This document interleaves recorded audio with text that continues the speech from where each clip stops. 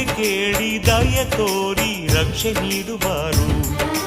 ನಿನ್ನ ಪೂಜೆಯ ನಿನ್ನ ಸೇವೆಯ ನಾನು ಮರೆಯಲಿಲ್ಲ. ನಮ್ಮ ಬಾಳಲಿ ಏಕೆ ಈ ರೀತಿ ನೋವು ಕಾಡಿತಲ್ಲ.